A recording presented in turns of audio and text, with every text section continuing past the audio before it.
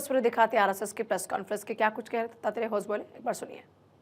इस वर्ष के कार्य विस्तार हुए, केवल कार्य विस्तार नहीं है, क्वांटिटी डेवलपमेंट नहीं, क्वालिटी डेवलपमेंट भी होना चाहिए। इसलिए कार्यकर्ताओं के गुणात्मकता के भी बहुत आयाम है, उसके विस्तार से मैं अभी नहीं बताऊंगा।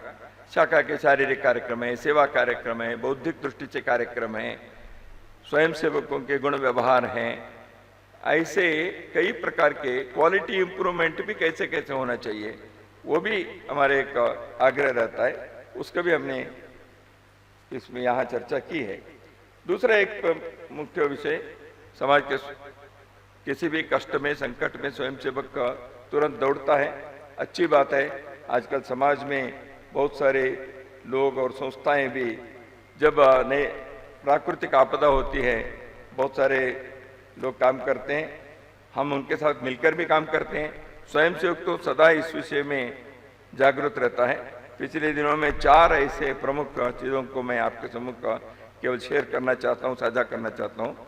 पश्चिम बंगाल में तारकेश्वर नदी में बाढ़ आई जुलाई में, 25,000 परिवारों तक सहायता करने का कार्य स्वयंसेवकों ने किया। किसी को जान बचाना है, कहीं किसी के मकान होया, कहीं आहार पहुंचाना है, ऐसे फूड पैकेट पहुंचाना है, कपड़े पहुंचाना है, ऐसे 25,000 परिवारों तक सहायता की।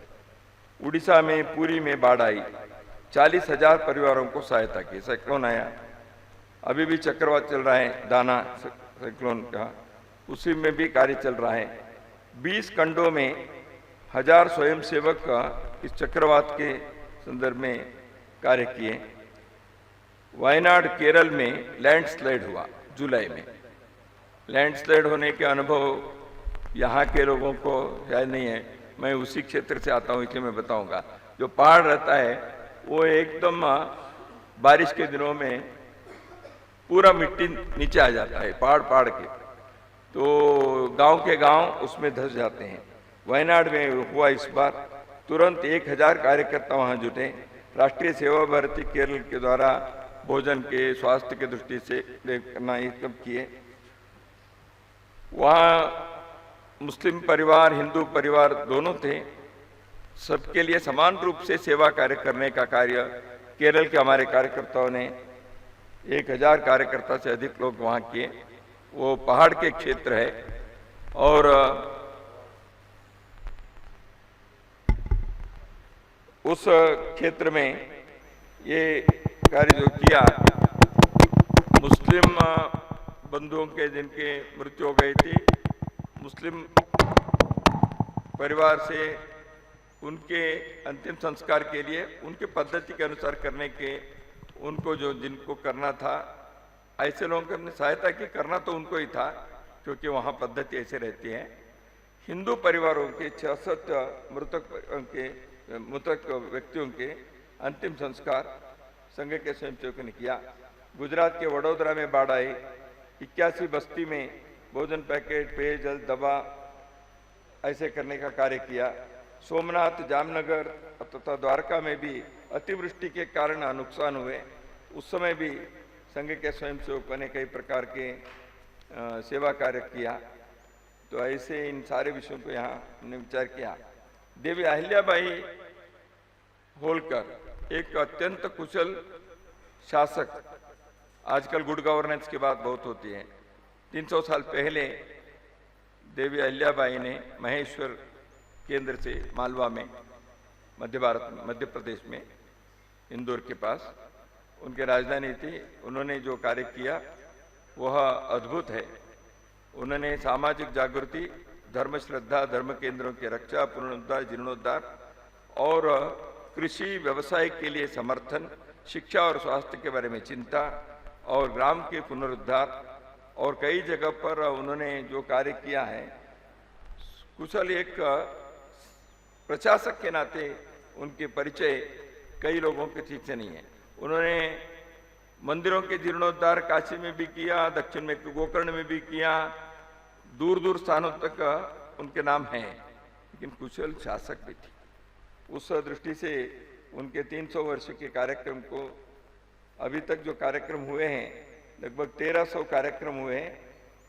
लगभग 2 लाख लोग, 96,000 लोग इसमें सहभागी हुए हैं। एक संदेश इससे देना चाहते हैं। रानी अहिल्याबाई ने लोकमाता पुण्य श्लोका करके उनके प्रसिद्धि हैं।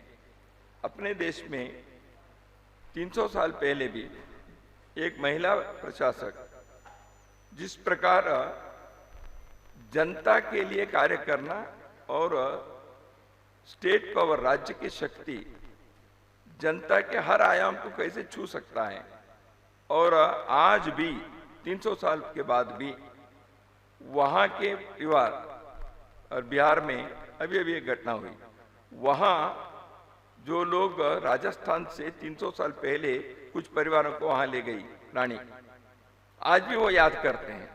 हमको यहाँ मंदिर बनाने के लिए रानी लाई, उनको बसाया, उनके रक्षा की व्यवस्था की। आज भी वहाँ के लोग याद करते हैं, हम उस परिवार के हैं ऐसे। यानी कहने का तात्पर्य है कि अखिल भारतीय दृष्टि रखकर केवल मेरे राज्य के चिंता ऐसे उन्होंने कभी नहीं किया। ये एक संदेश इस कार्यक्रम से हम देना चाहते हैं। भारत के एक लोकप्रिय प्रशासक के क्या उदाहरण हो सकता है। राम राज्य के किसी युग के बारे में लोग कहते हैं, आज भी उस प्रकार के करने का 300 साल पहले उन्होंने जो किया वो एक प्रेरक उदाहरण है। इसलिए हमने इस कार्यक्रम को लिया है। तो अभी आने वाले दिनों में जो शताब्दी वर्ष कार्यक्रम है उसको हम पंच परिवर्तन के आग्रह को करेंगे, और विजयदशमी उद्बोधन में पूजनीय सरसंघ चालक जी ने कई विषयों को स्पर्श किया था, कुछ विषयों को समाज के सामने लाया देश के अंदर के चुनौतियों के संदर्भ में। तो हमने एक सत्र में यहाँ चर्चा भी की है। वर्तमान परिस्थिति में समाज को भी अपनी दृष्टि से एकता बनाए रखने के लिए, सुरक्षा के लिए अपनी भूमिका निभानी चाहिए। शासन प्रशासन जो करेंगे उसके लिए भी योग्य रूप से वहाँ विषय पहुँचाना चाहिए। अब ड्रग्स लेते हैं नौजवान, ड्रग्स आने के रोकना शासन के काम है, लेकिन नौजवान उसके प्रति आकर्षित ना हो, उसके शिकार ना बने, ये घर घर के संस्कार भी होना चाहिए। समाज में भी उसके लिए एक वातावरण बनना चाहिए। तो इसलिए संस्कार देने का काम संघ जैसे सामाजिक अभियान का है। तो इसको हम आग्रहपूर्वक करते हैं। ऐसे समाज में समरसता लाना सामाजिक कार्य है। जो लोग पिछड़ गए हैं उनके लिए प्रावधान करके उनके लिए शिक्षा के, नौकरी की गारंटी करना ये शासन का काम है। तो इसलिए दोनों काम साथ साथ चलने पड़ते हैं। शासन भी संवेदनशील होकर एक कानून व्यवस्था करे, लेकिन केवल कानून व्यवस्था से पूरा नहीं होता है। एक भाईचारा, एक संवेदना, समरसता के, हार्मनी के, ये जो भाव चाहिए वह पैदा कौन करें? राष्ट्रीय स्वयंसेवक संघ का आग्रह इस पर है। तो इसलिए वो शिक्षा स्वास्थ्य की व्यवस्था ठीक से हो, लेकिन समाज के अंदर ये होने के बाद भी आपस में हम एक समाज के हैं, ऐसे आचरण व्यवहार इस प्रकार के समरसता के ये करने के प्रयत्न संघ करता है। और टेक्नोलॉजी तो अच्छे हैं, लेकिन टेक्नोलॉजी के डिवाइसेस बच्चों को हाथ में आ गए हैं। ज्ञान प्राप्त करना अच्छी बात है, लेकिन केवल ज्ञान नहीं आ रहा है, उसमें और भी बातें आती हैं। मन को चंचलित करने वाले, कुसंस्कार बढ़ाने वाले भी बातें आ जाती हैं। तो इसलिए इस पर भी थोड़ा नियंत्रण होना चाहिए, और समाज के संस्कार से भी बच्चों को इससे बचाना चाहिए। ये संघ ने कहा है अपने इसमें। हमने इन सारे सामाजिक परिस्थिति के, और कई जगह पर धर्मांतरण होते हैं। गणेश पूजा और दुर्गा पूजा के समय में हमले, आक्रमण हुए, तो हिंदू समाज स्वाभाविक रूप से इन विषयों के बारे में अपने रक्षा भी करनी चाहिए, और समाज स्वाभिमान से, पुरुषार्थ से संगठित होकर रहना भी चाहिए। अपने कार्यक्रम सुचारू रूप से चलना चाहिए। तो इसलिए विश्व शांति के कार्य करना है तो अपने मोहल्ले शांति रहनी चाहिए। लोक कल्याण के काम करना है तो हमारे आसपास के कल्याण के मंगल के कार्य में लगना चाहिए। तो संघ ऐसे कार्य में लगा हुआ है। इस कार्यकारी मंडल के बैठक में कुल 393 लोग अपेक्षित थे। 7 लोग स्वास्थ्य अन्य कारण से नहीं आ सके। 386 अपने बंधु यहाँ आए हैं। तो समाज के सब प्रकार के लोग संघ में हैं। हिंदू समाज के सभी वर्ग के लोग संघ के इस अखिल भारतीय कार्यकारी मंडल के पदाधिकारी वर्ग में हैं। तो ऐसे एक समाज के प्रातिनिधिक अखिल भारतीय कार्यकारी मंडल, इन विषयों की चर्चा हमने की है। आने वाले दिनों में इन विषयों को अमल में लाने के लिए कार्य के विस्तार, गुणवत्ता, परिवर्तन, समाज के अंदर सब प्रकार के जो चुनौती हैं, उन चुनौतियों को सामना करने के लिए समाज के सिद्धता, सन्नद्धता, यह हमने विचार किया है। आने वाले 4-5 महीने जो प्रतिनिधि सभा तक हमने कुछ कार्य के दिशा तय किए हैं। प्रतिनिधि सभा में फिर हम मिलने वाले हैं। आगे के कार्यक्रम के बारे में वहाँ तय करेंगे। आप सभी लोग अपने इस आयोजन के लिए सब प्रकार के सहयोग आपने दिया है माध्यम क्षेत्र में, इसलिए मैं हृदय से राष्ट्रीय स्वयंसेवक संघ की ओर से आप सबका धन्यवाद भी देता हूं। आपको कुछ पूछना है तो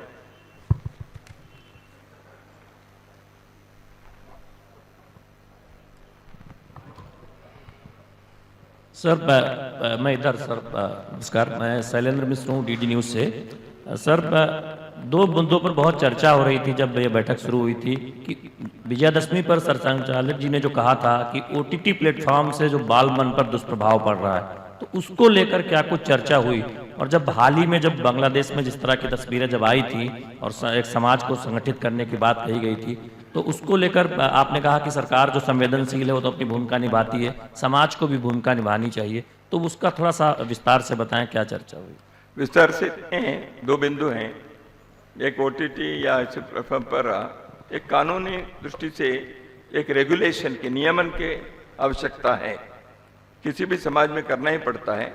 उदाहरण के लिए अब फिल्म सेंसर बोर्ड है, तो इसके लिए क्या है, फिल्म में सेंसर तो होता ही है। तो इसलिए अभिव्यक्ति स्वातंत्र्य या इसी टेक्नोलॉजी के हमारे क्लासरूम, बेडरूम तक सब जगह पहुंच गया है। तो इसलिए इस विषय के बारे में स्वाभाविक रूप से एक नियमन करने के, रेगुलेशन, मैं कंट्रोल नहीं कहूँगा, रेगुलेशन कहूँगा, दोनों में अंतर है। तो इसलिए एक रेगुलेशन की आवश्यकता है। वो समाज के हित के दृष्टि से रेगुलेशन